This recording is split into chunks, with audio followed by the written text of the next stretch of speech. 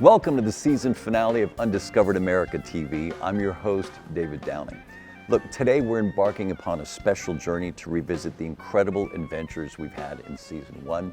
From historic highways, beach escapes, this season has been an exploration of America's rich culture, diverse landscapes, and amazing people. You've been with us. Look, I jumped out of an airplane, trekked through the Rockies, interviewed authors, historians, colorful locals, Olympic champions. Heck, I've even tried golf course chowder and violet-colored cocktails. So this first season of Undiscovered America has been a whirlwind of adventures. We've enjoyed every second bringing it to you. We've chatted with folks from all over, learned the history of our favorite places, explored some new ones. It's been an excellent adventure, really, uncovering all of these stories and sharing them with you. So stay with us here. We've saved you a front row seat right here in the theater for this nostalgic trip through our favorite moments of season one of Undiscovered America TV. And now, on with the show. Come along with me. Let's take it to the streets. Show you the land of the free like you've never seen. Talking about undiscovered America. Undiscovered America. Undiscovered America. Oh!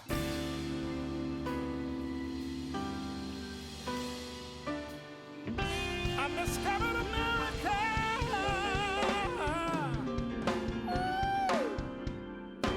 Hey explorers, welcome to Undiscovered America. Hey, welcome back. Hey, welcome to a very special episode. Welcome back to another episode. Hey everybody, welcome back to Undiscovered America. I'm your host, David Downing. Look, the question I get asked most about this show is, what has been my favorite experience?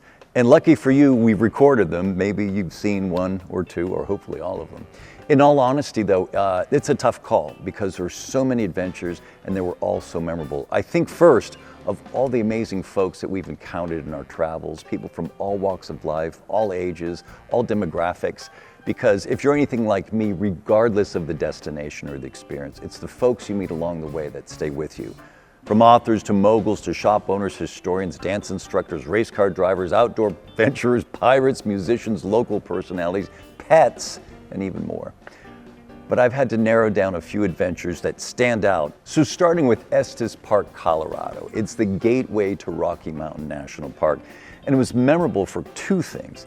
The chilliness of the 3 feet of snow that fell overnight on the day we arrived, contrasted by the warmth of the locals and hospitality there. It's just amazing. Throw in some frozen dead guys, scenery that takes your breath away, outdoor adventure, and an unforgettable night snowed in at the hotel that was the inspiration for Stephen King's The Shining, and you have a truly memorable adventure. You know, Colorado is actually known worldwide as a skiing mecca, and this place has a distinct Rocky Mountain allure without even having one ski lift. You just have to check it out for yourself. The other destinations that moved me were closer to home, much closer actually. You take someplace like Tampa Bay. Of course, it's a place a lot of folks have heard about, but actually visiting, exploring this Gulf Coast gem makes you understand why it's quickly becoming the new Florida destination with an international profile. It's kind of a rare combination of history, community pride, Florida charm, coupled with an unbridled energy for the future. There's a lot going on there. And just north of there is Florida's Sports Coast, which has parlayed its own old Florida charm into a hip new vibe, a reinvigoration of small town. And having both of those destinations in one season was a great reminder of this. You don't have to go far in this country to find truly authentic surprises. In fact, it somehow seems even more satisfying when you're able to find them quite literally in your own backyard. And then there was skydiving. Look, I am never at a loss for words. Anyone here on set can tell you that. But this time, I think my face said it all. Truly, it has been on my bucket list for many years to go skydiving, many decades in fact, and that I was able to do it with such a great team of folks here at Undiscovered America and the folks at Skydive City made it all the more meaningful. Honestly though, we've covered tons of exciting places and adventures experiences this season. From mermaids to ostriches, from wine trains to organic farms, Old West towns to immersive modern art, There is a little something for everyone, or so we hoped. But this show isn't all about us. You guys, our viewers, play a pivotal role in every part of our show. So we asked you if you had any questions for us, and we heard from many of you. So let's see what insider info I can provide on season 1 of Undiscovered America TV. Lily from Grosse Pointe asked this: what was your most surprising find from season 1? That was kind of easy for me. Myrtle Beach, South Carolina. Look, I'd vacation there with my family when I was a kid, and always had this kind of seaside Disney memory of what it was like, great beaches and amusement rides and all kinds of things. Just a popular American coastal beach summer playground getaway. But man, has a lot changed since I was a kid. Yeah, I know, a lot has changed since I was a kid. But seriously, the depth of culture we found there, from cuisine to craft breweries to amazing history and low country cool, including some dance lessons from a world-class instructor, it truly opened my eyes, and we can't wait to go back there. Kevin from Panama City writes, how did you prepare for the more daring adventures like skydiving or racing or hanging off a building? The answer to that is simple as well. Default to yes. Just do it. Don't overthink it.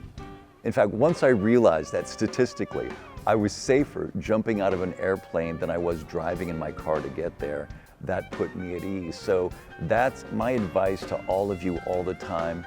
Just go for it. YOLO, right? Larkin from Anacortes, Washington asked this: were there any moments that were particularly emotional or impactful for you? Absolutely, without a doubt. It was the trip to Ellis Island to listen to the head park ranger, Douglas Treem, wax poetic. He was such an amazing speaker. Talking about the importance of that facility to the history of this country. It's a living beacon of what it means to be American, and that to reference it as the cathedral of possibilities. He really sent chills up my spine. I could have talked with him for hours. And look, for a show called Undiscovered America, it doesn't get any better than that. So thanks for everyone who's written into us, and stick around. We'll be right back with more Undiscovered America Season 1 Rewind.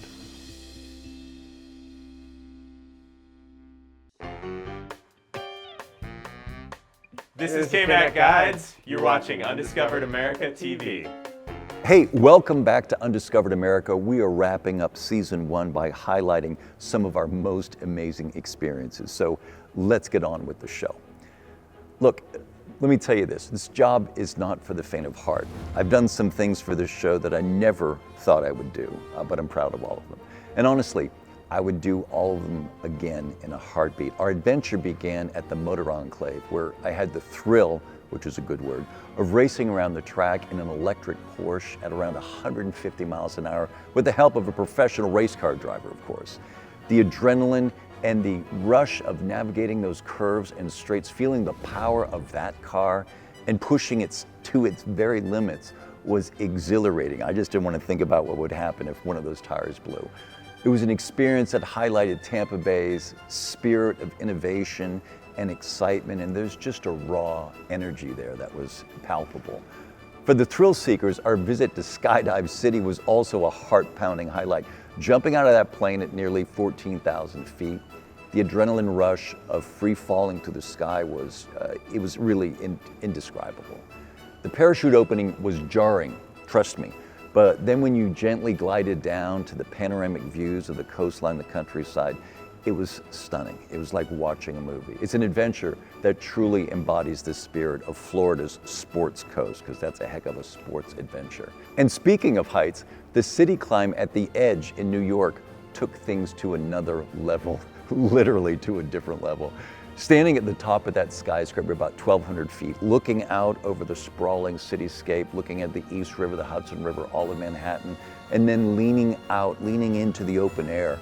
Hard to believe that it was actually more nerve-wracking than skydiving, because I didn't have the luxury or safety of a parachute. It felt very exposed. And I couldn't have done any of this without all of our fabulous guides that help us at each of those locations, so special thanks to all of them. And of course, a shout out to the entire team here at Undiscovered America, including Will, Sherry, Sydney, Marcus, Bobby, April, Nikki, and Juan, to name just a few. You guys don't see them at home, but trust me, this show wouldn't exist without them. And speaking of people, we have met some amazing people on the first season. Looking forward to more, but you know, Christy Dorso from the accessibility episode and what she brings to travel and her perspective and her energy. Neil King, the guy who walked from Washington, D.C. all the way to Central Park and then wrote a book about it. Brian Boitano, a former Olympic figure skater and champion who now works in hotel and hospitality development. Dr. Chad Nelson from the Surfrider Foundation, protecting our coasts and keeping them clean. Nathan Davis, the Napa Valley wine train.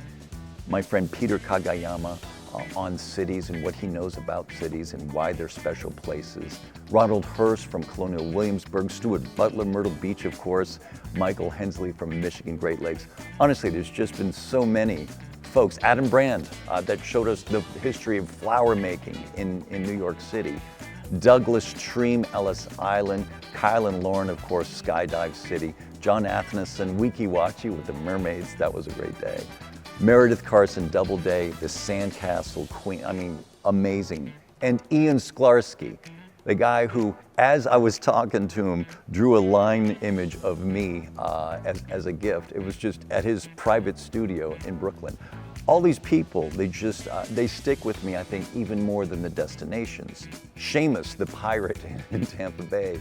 Chris Duplessis, the race car driver who, I won't forget that ever. Jamaris Glenn, Madame Fortune, the Newman Cigar Factory, Captain Kirk from the hot air balloon, Captain Wendy from the boat, Snow Queen and Frozen Dead Guy, McShann out in Estes Park, Colorado, and his bourbon tastings.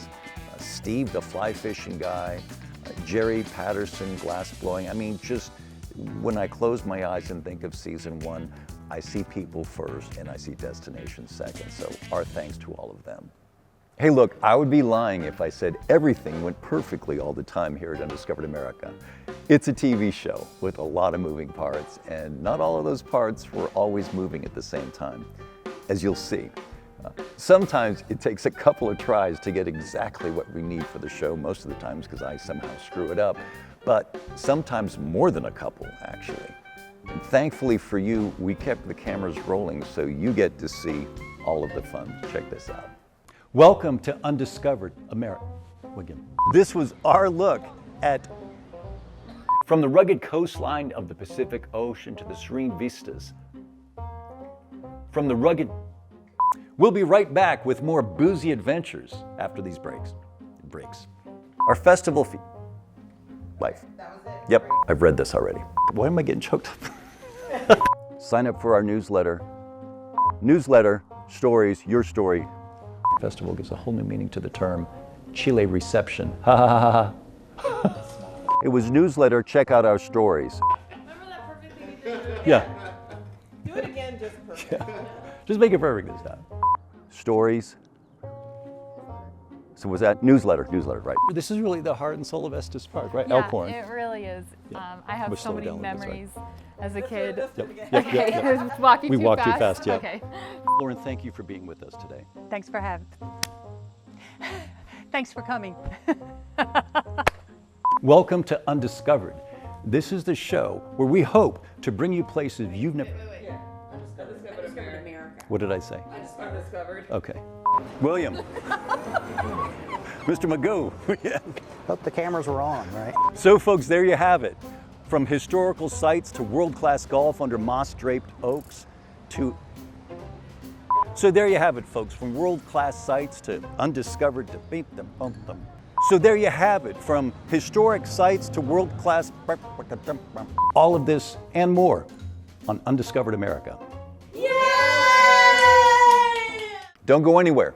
More of season 1 highlights are coming right up after the break on Undiscovered America TV. You're watching Undiscovered America. Do you listen to the TV on high volume or have trouble hearing conversations? Then you would benefit from hearing aids. Don't waste thousands on expensive hearing aids when you can get MD Hearing's revolutionary Neo hearing aids for just $299 a pair. Don't be fooled by higher-priced hearing aids. The Neo is a true hearing aid, not an amplifier. With rechargeable technology many customers say is superior to more expensive models. Call now and get not one, but 2 Neo hearing aids for just $299. Plus, we'll add in a portable charging dock and ship your order absolutely free. The Neo is nearly invisible with its tiny in-the-ear canal design. And you can get 2 Neo hearing aids with a 45-day risk-free trial, free shipping, and free lifetime US-based support for only $299. So call now. 800-708-6165. Again, that's 800-708-6165. Are you over 50? Would you like to get up to 33% more income in retirement? Then call now and get this free book, Annuity Do's and Don'ts for Baby Boomers, from a leading financial firm on maximizing your income in retirement. This book reveals little-known secrets about annuity strategies in simple-to-understand terms that can help you make the right choices before buying an annuity. And if you call right now, as a bonus, we'll throw in a free annuity rate report. We've researched over 1,200 annuities summarizing the rates and benefits for you. So don't miss out on this opportunity because supplies are limited. Call now and find out how you can get up to 33% more income in your retirement, and you'll receive Annuity Do's and Don'ts for Baby Boomers and the Annuity Rate Report as an added bonus. Both books are yours free, just for calling Annuity General today. Call 800-241-6003. That's 800-241-6003. Again, 800-241-6003.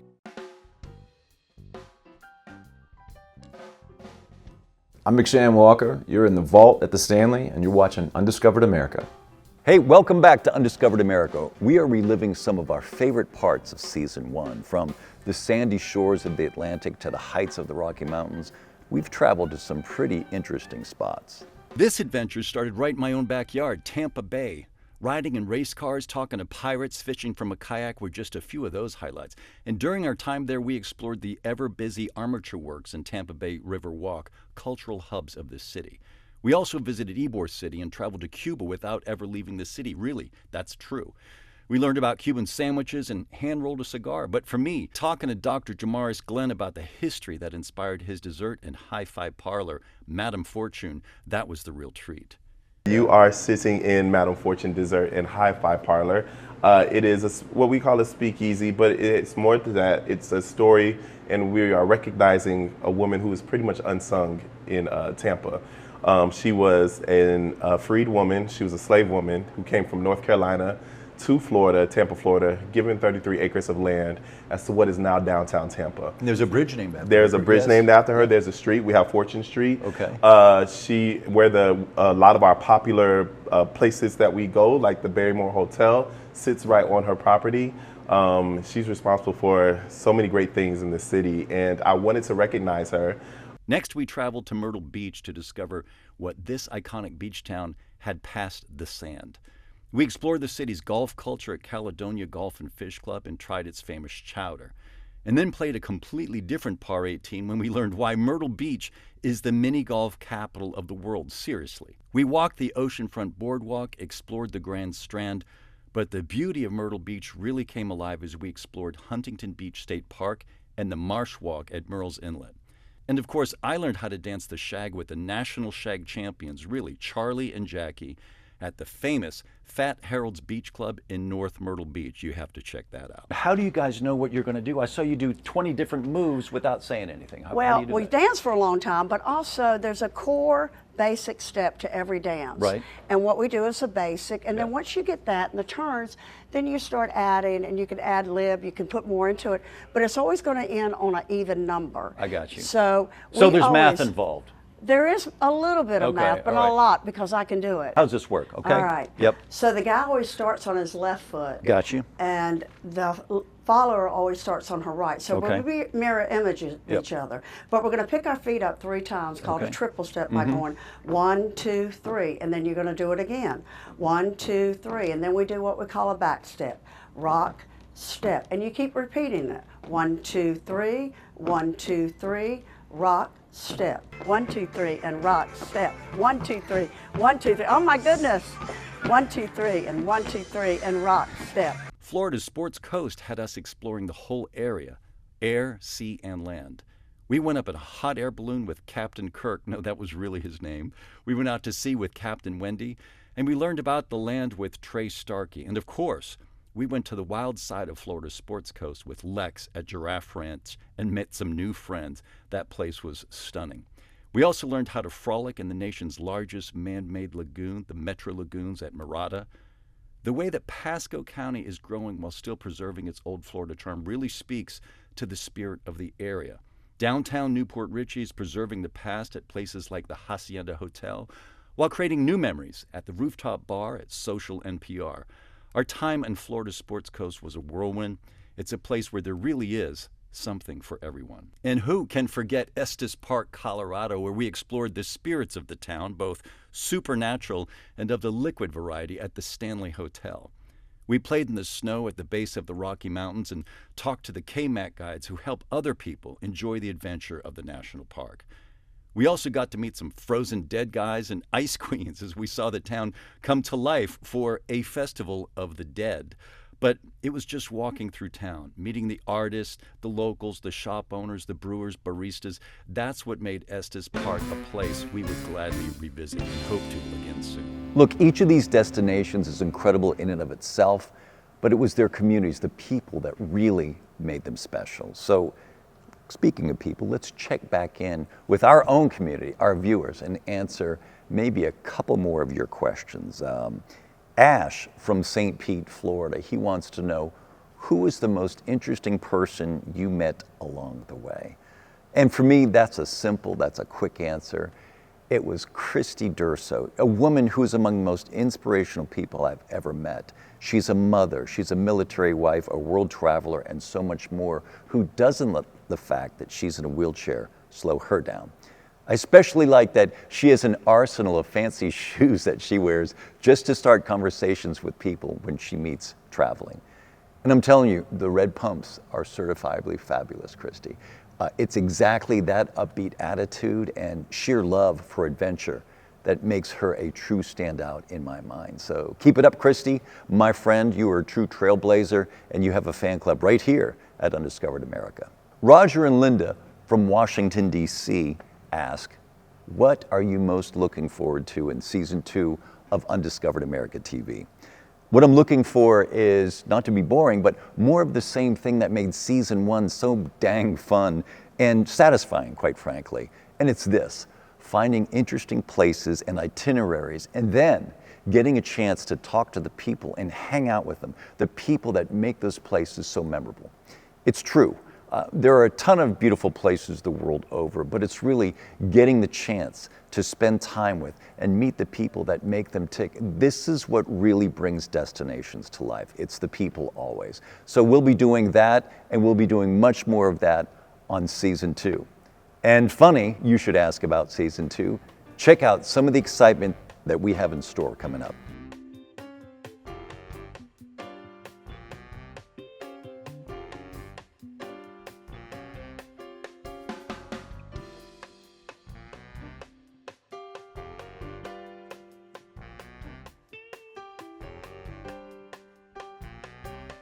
We'll be right back with more of Undiscovered America. Heck, we've saved you a front row seat right here.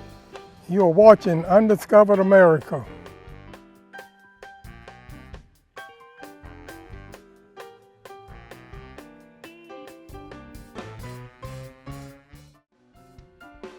And that's a wrap on season 1 of Undiscovered America TV. I want to personally thank all of you for joining us each week, for staying with us as we uncover amazing people, places, spaces. And we hope we will see you doing more of the same. Season 2. Look forward to it.